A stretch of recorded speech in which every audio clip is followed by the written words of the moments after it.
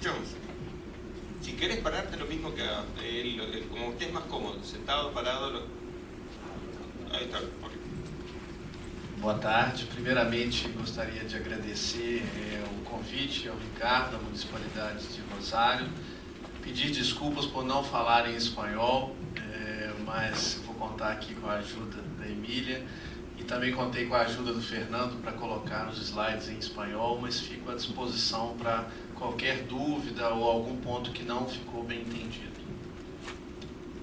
Quiero agradecerles la invitación a la Municipalidad de Rosario. Voy a hablar en portugués, pero voy a tener la ayuda de un intérprete y les pido que me interrumpan y que hagan preguntas si queda alguna duda o algún punto.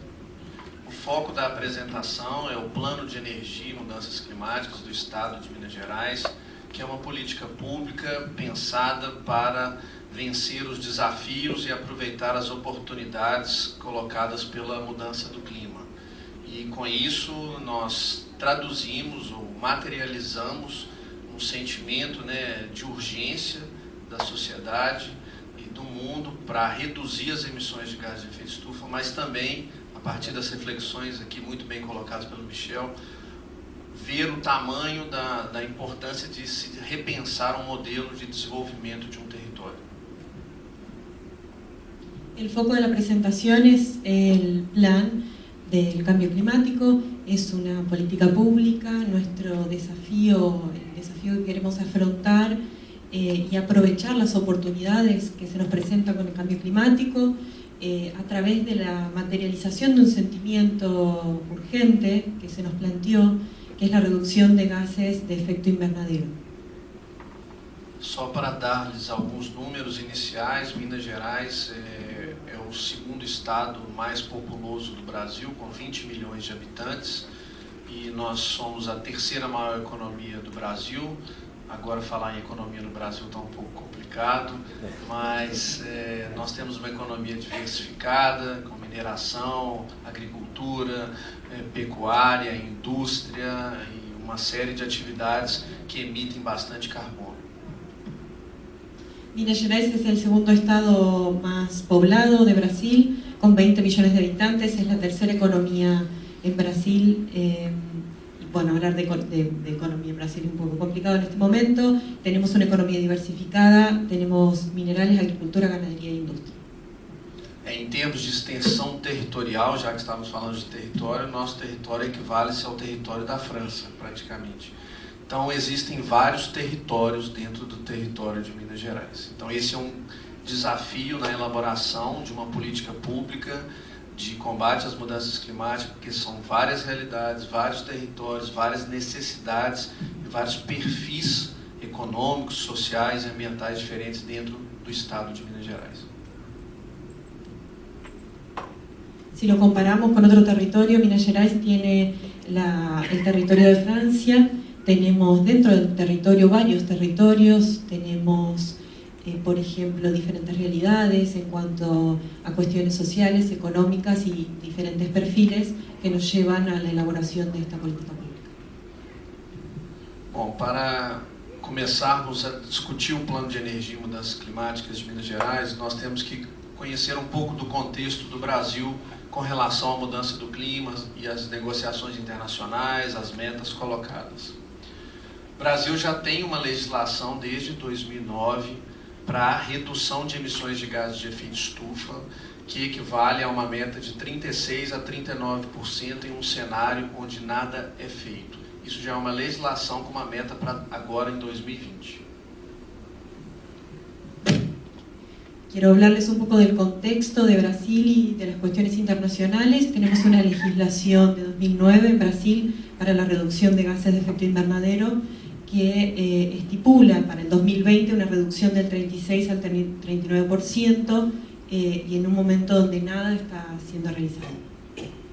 Atualmente, nossos inventários mostram que já atingimos cerca de 90% da meta, já conseguimos uma redução de aproximadamente 80% só do desmatamento, que é o nosso maior fonte de emissão, principalmente no bioma amazônico. E nós temos planos setoriais para reduzir as emissões da indústria, transporte, agricultura, florestas, para conseguirmos alcançar essa meta para 2020, mas estamos no caminho. Actualmente alcanzamos el 90% de la meta, 80% en lo que es deforestación y tenemos planes sectoriales, por ejemplo, para industria, floresta, etc. Recentemente, na COP21, o Brasil aumentou a sua ambição, colocou metas mais agressivas, podemos dizer. Já estão colocando que é uma das metas mais agressivas do mundo, o que nos coloca uma responsabilidade muito grande, porque na negociação internacional, pelo menos não sei se o Michel concorda comigo, a questão de multa, sanção, não é mais forte do que a vergonha internacional de se colocar uma meta e não se cumpri-la. Então, estamos aí, nós dizemos no Brasil que nós mesmos colocamos a corda no nosso pescoço. Tenemos metas agresivas, las llamo metas agresivas. Creo que puedo hablar de metas de las más grandes del mundo. En negociación internacional decimos que más que multa o sanciones es la vergüenza la que cuenta, y para nosotros es vergüenza no cumplir nuestras metas. Tenemos nosotros mismos la cuerda en el cuello. Mas, ao mesmo tempo, é uma grande oportunidade, como eu vou buscar mostrar aqui para vocês com o Plano de Energia e Mudanças Climáticas. Então, o Brasil colocou uma meta de redução absoluta de emissões, ou seja, reduzir emissões, não mais em relação a um cenário onde não se faz nada, é reduzir as emissões do padrão atual de 37% a 43% em 2030. E isso significa que temos que aumentar nossas energias renováveis até aproximadamente 33% em 2030, sem contar a energia hidráulica. Restaurar 30 milhões de hectares de pastos degradados que emitem grandes quantidades de gás de efeito estufa. Restaurar 12 milhões de hectares de florestas, ou seja, reflorestar. Antes nossas metas eram de desmatar, agora nossas metas são de recuperar florestas. E zerar o desmatamento ilegal em 2030. Isso tudo, com outras ações, traz com que a nossa meta saia de 11 toneladas por pessoa por ano de emissão para 5 toneladas em 25 anos. É uma contribuição que foi colocada de uma forma muito ambiciosa, e agora nós estamos com os planos em andamento para conseguirmos as metas. Las metas están estipuladas en los slides, lo que, pienso que es una gran oportunidad llevar adelante este plan energético de cambio climático con la reducción de lo que se enumera en los slides, y la conclusión será llevar de 11 toneladas para 5 toneladas en 25 años. Então, uma das formas de atingirmos as metas brasileiras são os planos subnacionais, os planos estaduais e os planos locais, junto com as ações federais que são colocadas pelo governo central. E eu vou entrar um pouco aqui agora no Plano de Energia e Mudanças Climáticas do Estado. O Plano de Energia e Mudanças Climáticas do Estado foi elaborado numa cooperação internacional com a França, onde tivemos um compartilhamento muito interessante de boas práticas, metodologias, de como fazer um inventário, como colocar a participação social no plano. E esse plano resultou em 3 objetivos principais para os próximos 15 anos.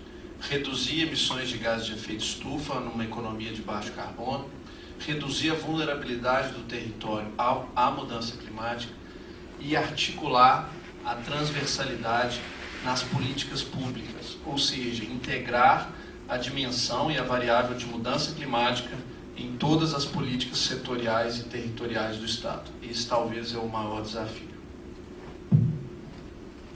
Las metas que voy a anunciar están llevadas adelante con metas también federales y locales. Las metas del Estado de Minas Gerais fueron elaboradas en cooperación internacional con Francia, lo que nos ayudó para tener buenas prácticas en metodología, en cómo establecer la participación social, y el plan resultó en 3 objetivos. Tiene 3 objetivos que son reducir emisiones de efecto invernadero, reducir la vulnerabilidad y la articulación de las políticas públicas con otras políticas públicas institucionales.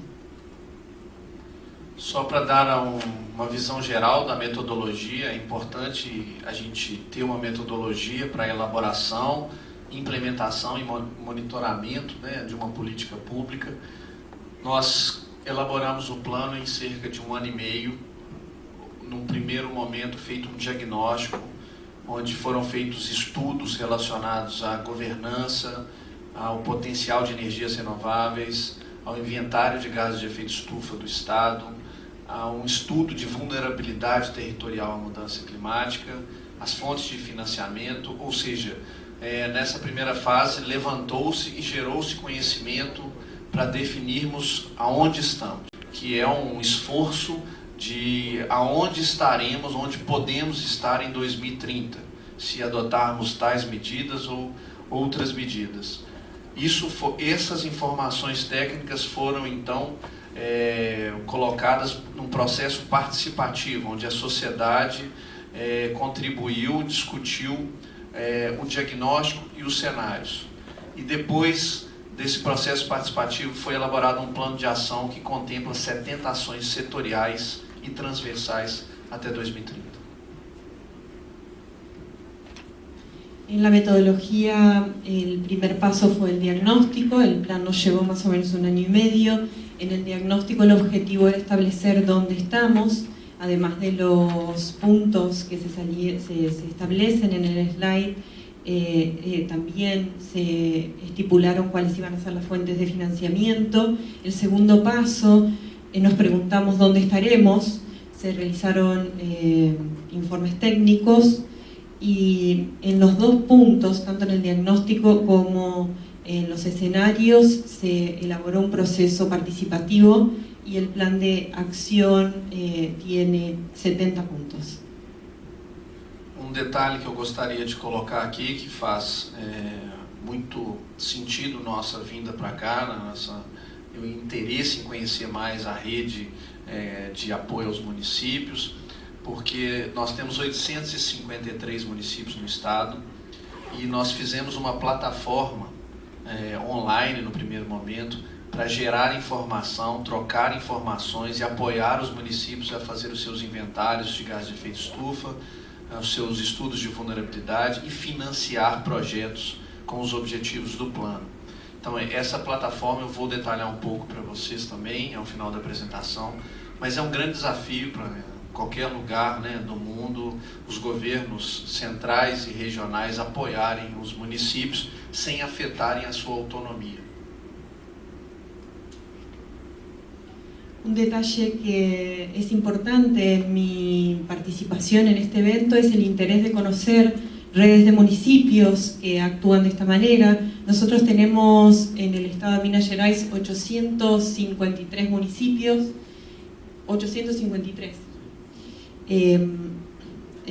Para esto tenemos una plataforma online para el intercambio de información y para realizar inventarios y estudios de vulnerabilidad y para realizar financiación. Só para dar alguns números do nosso diagnóstico, porque o diagnóstico foi importante para trazer a decisão política. Nós precisamos colocar números para os decisores e também para a população que pressiona os seus decisores, né?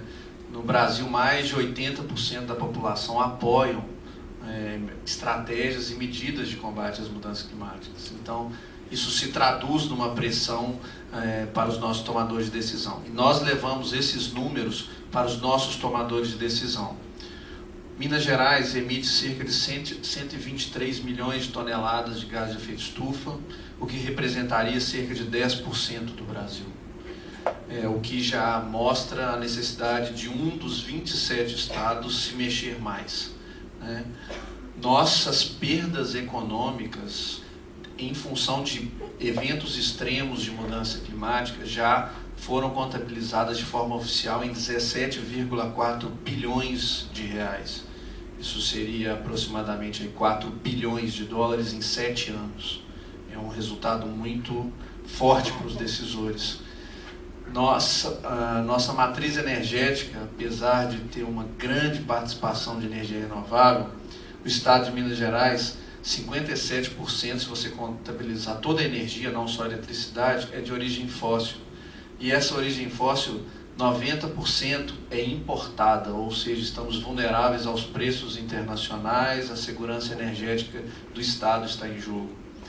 Nosso estudo de potencial de energias renováveis mostrou de uma forma conservadora que, se aproveitarmos o potencial já economicamente viável, já podemos obter no médio prazo, até 2030, 3 vezes o consumo atual de energias renováveis, só aproveitando energias que já são economicamente viáveis. Son importantes los números en el diagnóstico, dado que son estos números los que llevan a los tomadores de decisiones políticas a implementarlos o no, porque la población presiona cuando conoce estos números. El 80% de la población apoya las medidas para los cambios, medidas en cambio climático.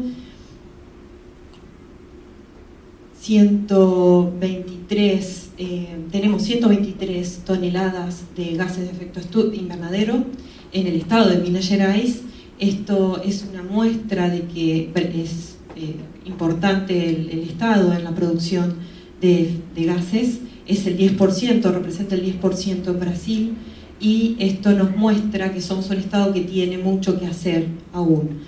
17,4 mil millones de reales en 7 años son las pérdidas por eventos o catástrofes naturales. Tenemos una matriz energética de energía renovable muy grande en el estado. 57% sigue siendo de origen fósil, pero el estudio de potencial de energía renovable nos da una buena esperanza de que en el mediano plazo vamos a poder aumentar 3 veces las energías renovables en el estado. Com relação aos cenários, aonde podemos chegar em 2030, se nada for feito, os estudos mostram que nós aumentaríamos as nossas emissões de gases de efeito estufa em 60%, ou seja, indo na contramão do que o mundo está fazendo. E com a aplicação do plano de energia e mudanças climáticas, de forma conservadora, nós podemos atingir de 20% a 25% de redução. Em relação às perdas econômicas, se nada fosse feito, nós poderemos perder de 0,4% a 1,4% do PIB anualmente até 2030. Agora nós já estamos perdendo isso aí naturalmente, mas imagina ainda colocando isso aí a mais nas perdas. As perdas podem chegar a 225 bilhões em 2030, em um cenário mais exposto à mudança do clima, até 450 bilhões, o que representa aí nós perdemos aproximadamente 1 ano e meio de crescimento econômico em função da mudança climática. Los escenarios para 2030, si no se hace nada en el estado de Minas Gerais, va a aumentar un 60% los gases de efecto invernadero y estaríamos yendo a contramano del mundo. Los números están en el slide de lo que se pierde actualmente. Hago una aclaración porque el orador habla de billones y son 1.000 millones de ecuaciones. Então, para definir o que fazer diante de todos esses números, nós começamos um processo participativo, onde fizemos workshops, ou tajeres institucionais, ou seja, as secretarias estaduais, os órgãos estaduais discutindo em diferentes grupos de trabalho o que fazer. Nós separamos em energia, agricultura e florestas e o câmbio do uso do solo, transportes, resíduos, adaptação, indústria, em função de termos vários setores aí que trabalham de forma vertical, que não conversam, né? Então nós fizemos esse primeiro processo participativo dentro do governo. El siguiente paso fue qué hacer, y lo que realizamos fue un proceso participativo donde se enuncian cuáles son los grupos de trabajo, principalmente porque eran sectores verticales que entre ellos no se vinculaban. Isso se transformou num plano de ação com ações de mitigação, ou seja, reduzir emissões de gás de efeito estufa por setores, mas também de adaptação, considerando aí o apoio aos municípios, geração de conhecimento, e integrar a variável de mudança climática nas políticas públicas. Tudo isso, né, a partir do uso de ferramentas transversais para fazer a ligação entre os setores e o território. El plan de acción consistió no solo en la mitigación, sino también en la mitigación para la reducción y la adaptación para el apoyo a los municipios, la generación de conocimiento, y en los dos casos utilizamos herramientas transversales. A apresentação pulou aqui, nós fizemos também um processo participativo com a sociedade, nas 10 regiões do estado. E com isso nós convidamos representantes da indústria, do setor de comércio, serviços, representantes da sociedade civil, para discutir o diagnóstico, os cenários e o que fazer em cada território. Escutarmos da sociedade o que eles gostariam, quais as prioridades colocadas. E nesse processo nós tivemos em contato aí com mais de 155 representantes, organizações, né, da sociedade. Bien. Y comentarles el proceso participativo en las 10 regiones, donde hubo representantes de industria, comercio, servicios y la sociedad civil. Discutimos el diagnóstico y los escenarios, se preguntó cuáles eran las prioridades de la sociedad civil para el establecimiento del plan. Eu não vou aqui cansá-los com as 70 ações, mas eu gostaria só de dar alguns exemplos do que seriam as ações para a gente obter os objetivos. Por exemplo, no setor indústria, estabelecemos como uma ação ter um programa estadual de eficiência energética, porque muito se fala, né, em energia renovável, e alguns especialistas falam que a melhor energia é aquela que não é utilizada ou é utilizada de forma eficiente. O transporte, nós acabamos de lançar um estudo propondo uma legislação para incentivos a veículos híbridos e elétricos, criação do Centro Estadual de Eficiência Energética, criação de um fundo específico para financiar disposição adequada de resíduos para redução de emissões de gás de efeito estufa. E como nós somos um estado que tem uma participação de agricultura e pecuária muito forte, nós também colocamos o melhoramento genético e redução de emissões de metano por meio de práticas agrícolas mais eficientes no setor de agricultura e florestas. No los voy a cansar con las 70 acciones, lo que se puede ver en pantalla son algunos ejemplos de industria, transporte, energía, residuos, etc. Él habla de programas estadual, es del Estado, no es lo mismo que estatal en español, sino del Estado de Minas Gerais. Todas essas ações são monitoradas e os resultados alcançados e não alcançados estão à disposição da sociedade também nos nossos sites, discutidas no Conselho Ambiental. Então, o plano tem uma estrutura relativamente complexa que integra diferentes setores, integra a questão dos recursos naturais, a adaptação e as ferramentas transversais de financiamento, de monitoramento, de dinâmica de processo participativo, uma plataforma de cooperação e apoio aos municípios, de uma forma integrada para os objetivos até 2030. El seguimiento de todo lo que se hace y los resultados están a disposición de la sociedad civil en un sitio web, en una plataforma. El plan que se establece es un plan con una estructura compleja, como se puede ver en pantalla. Hay directrices y acciones sectoriales, herramientas transversales y una estrategia de adaptación regional. Eu termino aqui em função de... Pode ir? Eu vou apresentar aqui rapidamente a plataforma de apoio aos municípios, que é uma das ferramentas transversais, mas fica à disposição para maiores detalhes e vão estar os sites, os links ali posteriormente.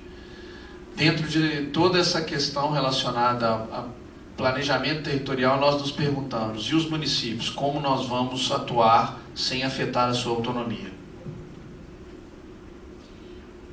Les voy a mostrar una plataforma que es un sitio web, es una herramienta transversal que consideramos fundamental para llegar a los municipios. Cuando hablamos de planificación territorial nos preguntamos, ¿y los municipios? Então nós fizemos uma plataforma online que tem 3 módulos atualmente. Um módulo que é para capacitação, levar aos gestores locais os principais conceitos, o que é mudança climática, o que a mudança climática afeta cada município, o que pode ser feito. Temos outro módulo onde o gestor local pode pesquisar por boas práticas a serem utilizadas, replicadas ou pensadas, e um módulo para direcioná-los para apoios técnicos e financeiros na elaboração de projetos e captação de recursos. Básicamente la plataforma online tiene 3 módulos. El primero tiene como objetivo llevar los principales conceptos a quienes estén en la plataforma. El segundo, que puedan buscar buenas prácticas y ejemplos de cómo se llevó adelante algún plan de acción. Y el tercero, apoyo técnico. Então essa plataforma está à disposição para todos os gestores locais dos 853 municípios. E é importante que ela faça a ligação entre o conhecimento e o acesso aos recursos financeiros que é necessário, como colocado pelo Michel, mitigação e adaptação a custos envolvidos. Mas os custos de não se fazer nada é muito maior do que se fazer algo. La plataforma tiene el objetivo de llevar estos planes a 853 municipios, donde se vincula conocimiento y acceso a los recursos financieros, porque sabemos que la mitigación y la adaptación tiene un costo, pero mayor es el costo de no hacer nada. Atualmente nós lançamos a primeira linha de financiamento aos municípios para projetos de mudanças climáticas. Nós contabilizamos cerca de 21 projetos municipais que serão apoiados tecnicamente e financeiramente, com a participação aí da Agência Francesa de Desenvolvimento e do Banco de Desenvolvimento do Estado. É uma linha de 50 milhões de euros. Actualmente tenemos una línea, la primera línea de financiamiento, que va a apoyar 21 proyectos municipales, no solo con apoyo técnico, sino también con apoyo financiero. Tenemos la participación del Banco de Desarrollo del Estado y una participación de una entidad francesa. Agência Francesa de Desenvolvimento. Agencia Francesa de Desarrollo, muchas gracias. Y el financiamiento es de 50 millones de euros. Eu acho que a gente pode parar aqui, né, Fernando, na plataforma, ou vocês gostariam de... Dentro da plataforma, nós fizemos a ousadia de quantificar a vulnerabilidade de um território. Falando aqui do lado de um geógrafo humanista complicado, né? Com certeza vão haver críticas em relação à quantificação do desenvolvimento e da vulnerabilidade, mas de forma pragmática a gente encontrou essa forma para fazer com que a gente tenha diagnóstico, meta, compromisso, resultado para reduzir a vulnerabilidade nos municípios. Nuestro objetivo, nuestra osadía con la plataforma fue cuantificar, y en esto voy a tener algunas críticas, cuantificar el desarrollo y cuantificar la vulnerabilidad del territorio, pero nos pareció que era la mejor estrategia para mostrar un diagnóstico, las metas y los resultados. Aqui eu vou apresentar para vocês rapidamente como que foi construído esse índice de vulnerabilidade.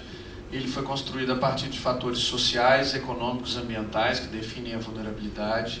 E um primeiro desafio foi que as informações precisariam estar colocadas para todos os municípios a partir de dados oficiais, e todas as informações deveriam estar de forma espacializada, ou seja, se transformarem em mapas. Les voy a contar rápidamente cómo se realizó el índice de vulnerabilidad a través de 3 factores sociales, económicos y ambientales. Nuestro gran desafío era que los 853 municipios tenían que mostrar los datos de todos esos municipios, debían ser datos oficiales y esos datos se tenían que materializar en mapas. Então, esse é o tipo de resultado que temos para apresentar aos gestores locais e estaduais, mostrando as regiões, municípios mais sensíveis à mudança climática. Por exemplo, uma sensibilidade muito alta, cerca de 80% do território é muito sensível à mudança climática. A exposição à mudança climática, principalmente aqui exposição a eventos extremos como secas e inundações, as áreas mais escuras são as áreas mais expostas. A região norte do estado é uma região que está muito exposta a secas, e essas secas estão ficando mais intensas e mais frequentes, e com isso os prejuízos também. Nós chegamos aí que cerca de 30% do território tem uma exposição muito alta e extrema à mudança climática. A capacidade de adaptação é a capacidade que o município tem, as ferramentas institucionais, econômicas, sociais para lidar com esses problemas, e nós chegamos à conclusão que há uma capacidade de adaptação relativamente alta, mas grande parte do território não tem a capacidade de se adaptar, necessitando aí de recursos a serem aportados, tanto humanos, econômicos, entre outros. E aí mostra o resultado final, que é a vulnerabilidade, né, dos municípios, considerando esses 3 fatores, sensibilidade, exposição e capacidade de adaptação, que mostra muito claramente, agora com números e mapas, o que o Michel colocou, que a mudança do clima, ela intensifica as desigualdades. Ela é uma pressão a mais nas deficiências sociais, econômicas e de infraestrutura de um território. Então nós podemos ver claramente que na região norte do estado temos uma vulnerabilidade maior. E essa região é a região mais pobre, a região de menor acesso a recursos, que tem menos educação, que tem menos saúde, onde há mais desmatamento. Então essas questões nos colocam mais pressão para desenvolvermos políticas cada vez mais territoriais em relação às necessidades de mudança do clima. E aí nós fizemos por território, que é colocado administrativamente para o estado. Todas essas informações...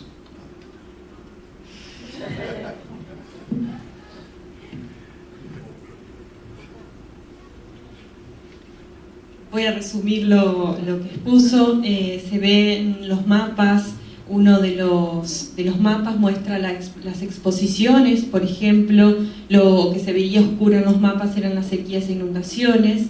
Los sectores más expuestos, por ejemplo, el norte tiene sequías más intensas y más frecuentes. El 30% del territorio tiene exposición alta y extrema a estas cuestiones climáticas como las inundaciones y las sequías.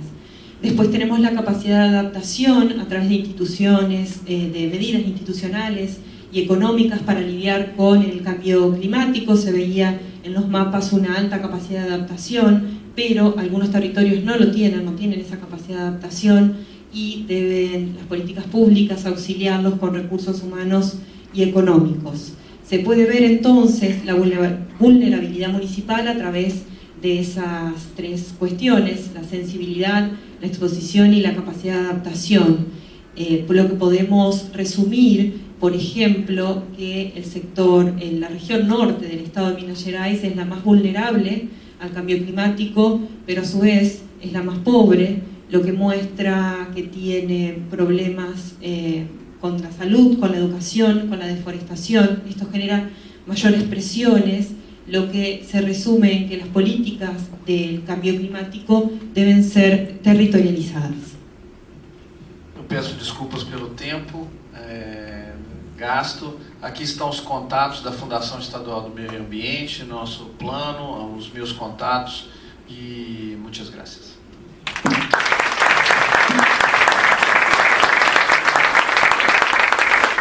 Bueno, ahora vamos a ver si hay algunas preguntas. Yo antes, una pequeña introducción. Bueno, nos acompaña Lucio Capalvo, quien viene desde Buenos Aires también. Él se va a sumar a un equipo que mañana va a funcionar en la municipalidad, con cerca de 15 funcionarios de todas las áreas municipales, más 15 representantes de universidades, organizaciones no gubernamentales, la EPE, Gas del Estado, el Ente de Movilidad. Y vamos a empezar a pensar entre todos la cuestión energética en la ciudad de Rosario. O sea, bueno, este equipo que ha venido especialmente a ayudarnos a pensar el tema energético en Rosario, más Lucio, que va a coordinar un poco el taller mañana, es para empezar a trabajar fuertemente en esta temática y asumir desde Rosario el perfil y la responsabilidad que tenemos en este tema. Así que bueno, bienvenido Lucio, a la reunión. Y ahora vienen las preguntas a Felipe. De a uno, por favor.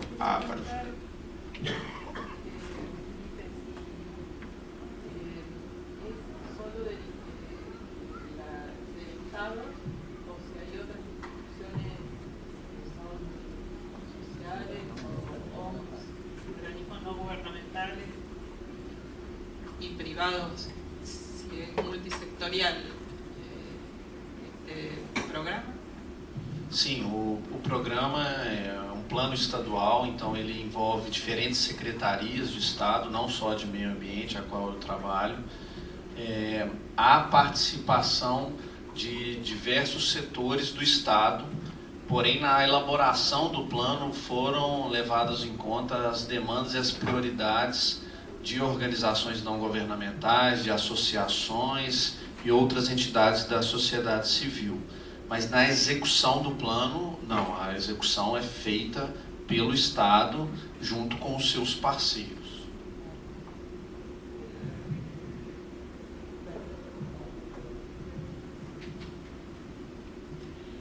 La respuesta es afirmativa. Sí, el plan es un plan estadual, un plan del Estado de Minas Gerais, donde participan varias secretarías, no solo la del medio ambiente donde yo trabajo. Hay diversos sectores del Estado de Minas Gerais. Se tienen en cuenta las prioridades de organizaciones, de otras organizaciones, pero la ejecución y la realización la hacemos nosotros desde el Estado de Minas Gerais. ¿Sí hay otra pregunta? La profe, portugués puede hacerlo. No, voy a hablar en español. Queríamos saber si realmente... No.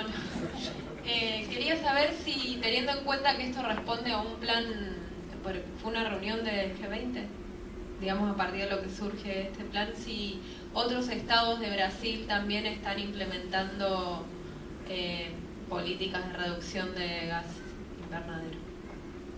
Sim, outros estados estão executando suas próprias políticas públicas para a redução das emissões, alguns com políticas avançadas, outras incipientes, mas não há uma obrigatoriedade do governo central em relação a ter planos estaduais. Então é uma colocação voluntária, vamos dizer assim, mas muito ligada às oportunidades relacionadas a ter um desenvolvimento de baixo carbono, atração de investimentos.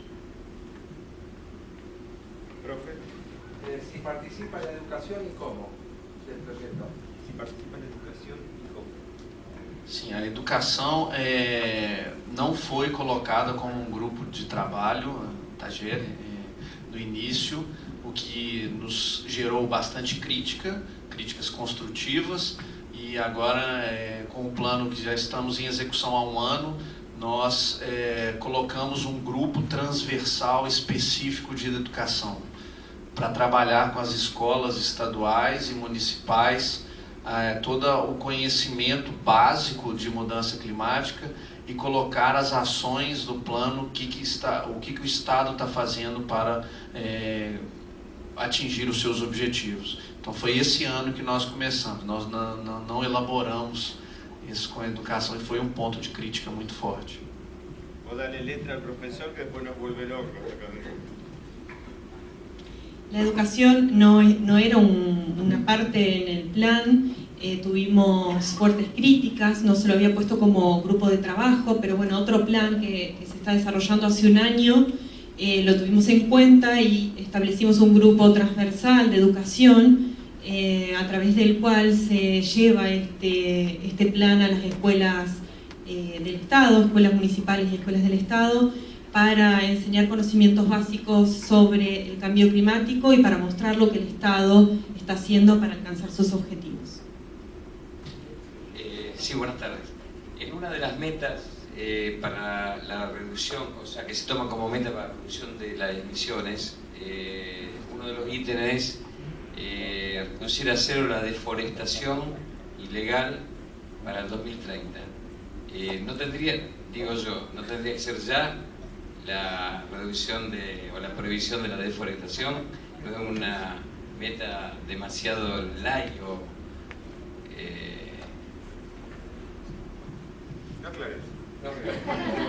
Essa foi talvez o ponto que foi colocado da proposta brasileira de maior crítica.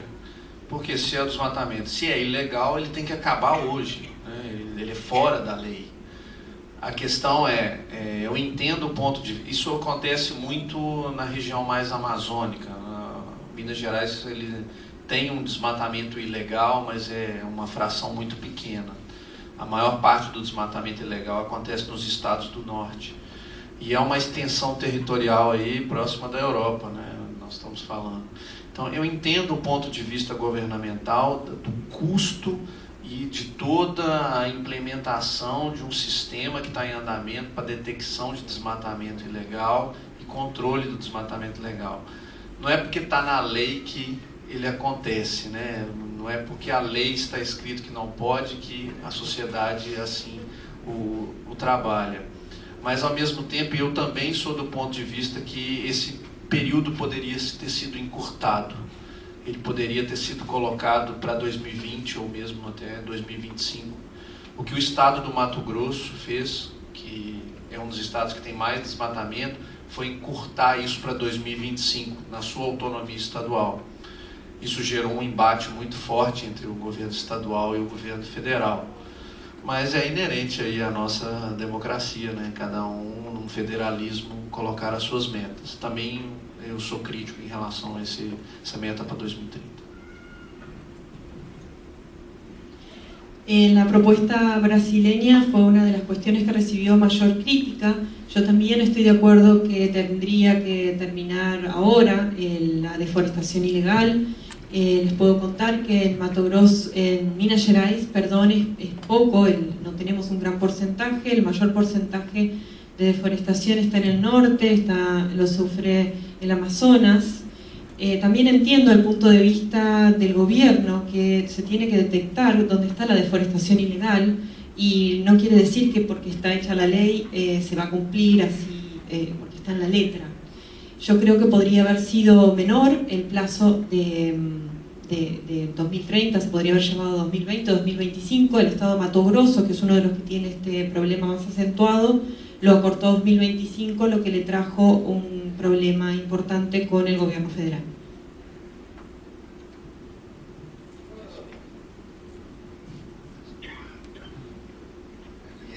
No, simplemente quería decir que, dado que esto es un problema global, me impresionó muy bien todo el programa y todo lo planificado, y brevemente saber si también hay una correspondencia entre la autonomía de los estados y el poder federal o el gobierno, y evidentemente los cambios que se están dando vertiginosamente no van a afectar demasiado toda esta planificación de estos proyectos que requieren años, 20, 30 años, porque son ambiciosos y de recursos, y significan romper una inercia de muchos años de venir produciendo de la misma manera o de alguna manera cambiar todo un paradigma de producción de una sociedad. La pregunta concreta es saber si los estados van a poder tener, siguiendo la autonomía suficiente, como para sostener todos estos planes a 30, a largo tiempo.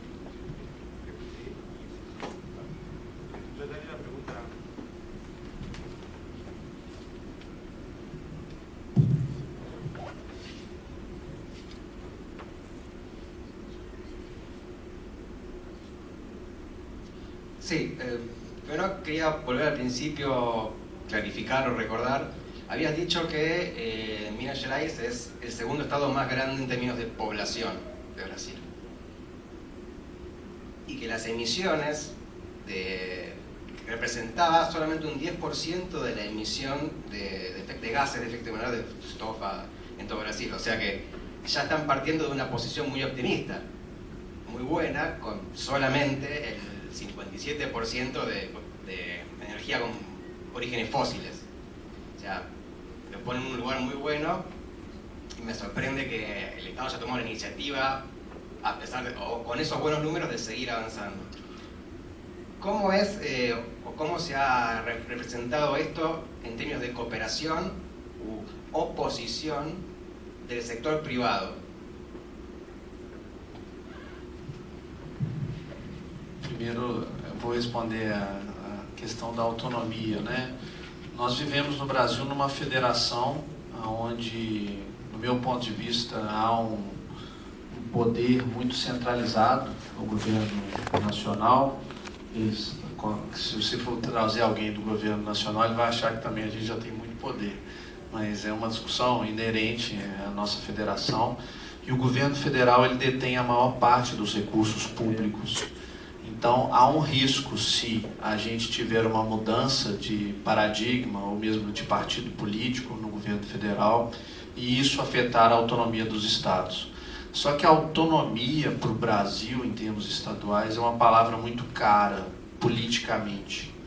Então, há um risco, sim, em termos de termos acesso a recursos públicos, se mudar. Porém, eu não vejo como um grande risco, porque um governo federal que retira recursos, retira autonomia de um estado como São Paulo, Minas Gerais, que tem uma importância econômica relativamente grande, é basicamente um suicídio político. Então, esse risco existe, mas ele não está entre os maiores riscos no nosso horizonte de 2015 a 2030.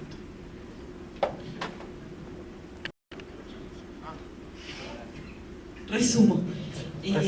La autonomía es un concepto difícil.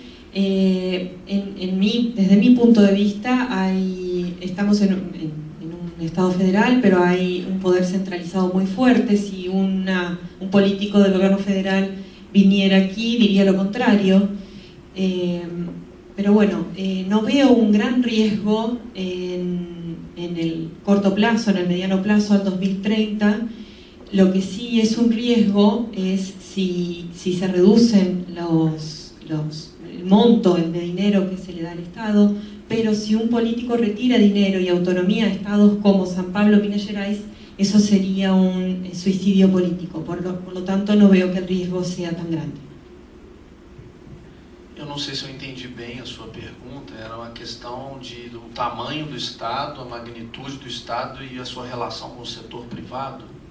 Não, o que eu quis dizer primeiro é muito bom saber que ainda que vocês têm o segundo Estado mais grande em termos de população, por só 10% das emissões, vocês decidiram iniciar o plano de mudança de energia. É uma surpresa.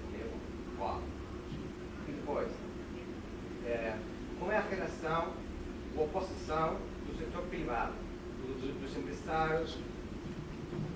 Com relação à população, nós temos cerca de 10% da população do Brasil também. Então, a gente emite cerca de 10% também. Então, nós estamos na média. Hoje, o Brasil emite cerca de 6,5 toneladas de carbono por pessoa. Minas Gerais está nessa média.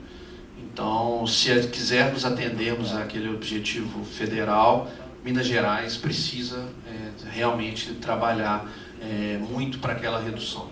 Com relação ao setor privado, o setor privado, inicialmente, vamos colocar assim, no período de 2009, que foi a Conferência de Copenhague, né, até 2013, era um setor muito resistente ao plano. Porque na cabeça do empresário aquilo representaria um custo adicional. E o que nós fizemos? Qual foi a nossa estratégia? Nós fizemos nós mudamos 2 pontos. Primeiro, saímos muito da esfera de mitigação para de adaptação, porque adaptação é vulnerabilidade. Vulnerabilidade é risco. Risco o empresário está querendo correr, né?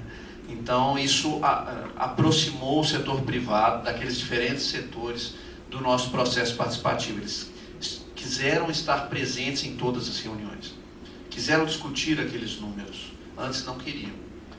E também nós fizemos uma mudança no sentido de trazê-los para as discussões antes da elaboração dos rascunhos das políticas, para que eles colocassem seus pontos de vista antes de uma avaliação e um rascunho de uma proposta já governamental.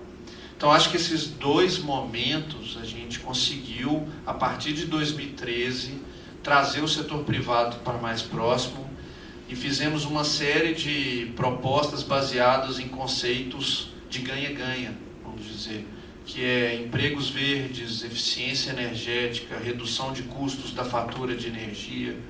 Então, nós buscamos trazer essas variáveis como fundamentais para a discussão. E isso nos aproximou do setor privado. E eu acredito que hoje é um setor menos resistente.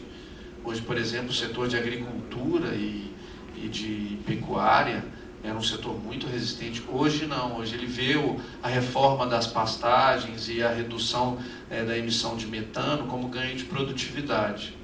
E o setor industrial, ele vê a possibilidade, agora não está vendo nada porque a crise está muito complicada, mas vai passar, alguma hora tem que passar, né? Mas o setor industrial vê possibilidades como atração de investimentos de energia solar, de fábricas de turbinas eólicas. Então esses segmentos, eles se aproximaram do governo, mas ainda é uma relação conflituosa muitas vezes. Quiero aclarar que el 10% de la población está en el estado de Minas Gerais. Eso explica un poco que estemos dentro del promedio de 6,5 toneladas por persona. Estamos entonces, al estar en ese promedio, tenemos mucho por hacer en el estado. Entre el 2009, que estuvo la conferencia de Copenhague, y el 2013 hubo mucha resistencia del sector privado, pero a partir de ahí estuvimos trabajando sobre 2 puntos para acercarnos al sector privado, que era salir de la mitigación y pasar a la adaptación para reducir los riesgos, y a los industriales les interesa, al sector privado le interesa reducir riesgos, y además lo que hicimos fue acercarnos discutiendo los números. Tratamos de trabajar con las propuestas antes de escribirlas, llamamos a una participación de la discusión antes de tener un borrador de la propuesta. Así logramos acercarnos al sector privado en un esquema que yo llamo ganar-ganar, tratando de crear más empleos, de reducir el costo en la facturación, por ejemplo. Esto también se ve en la agricultura y la ganadería, que si bien era resistente en un principio, hoy logramos que no lo sea tanto. Los industriales, si bien hoy en este momento no ven beneficios, ya pasará la crisis y verán la posibilidad de tener una atracción de inversión en energía solar. Estos son algunos ejemplos. Bueno, ya dando por terminada la charla, agradeciéndole a los dos disertantes su experiencia, como nos ha transmitido. Debemos agradecer a la traductora muy especialmente también el esfuerzo que hizo. Antes de cerrar, bueno, quiero presentarles a Horacio González, que es el coordinador del gabinete. Eduardo González, ya a cualquiera le agradezco. Está bien, bueno, es de Eduardo González, que es que es coordinador del gabinete de sustentabilidad de la municipalidad. El equipo está formado también por Raúl, por Emanuel y por Fernando, que están hacia atrás filmando también. Y bueno, les agradecemos entre todos el haber participado de esta actividad. Si les gustó, esperemos que vengan a la próxima, que esperamos organizar dentro de no mucho. Los invitamos especialmente el 6 del mes que viene a la reunión de Ciudadanos por el Clima, que es a las 18 horas el miércoles en Ceballos al 1400. Pueden participar en el Facebook Ciudadanos por el Clima, pueden entrar, sumarse ahí y bueno, dar sus opiniones, ser parte de esta movilización que planteamos que como sociedad tenemos que hacer. O sea, no es solamente escuchar, sino que, bueno, un poco la idea es que entre todos nos movilicemos desde nuestras conductas, desde planteando el tema donde sea que podamos, porque es un tema urgente, es una oportunidad que tenemos que saber aprovechar. Y bueno, hay una posibilidad muy grande de hacer la diferencia a partir de la participación de todos nosotros. Muchísimas gracias, buenas noches y nos estamos viendo la próxima noche.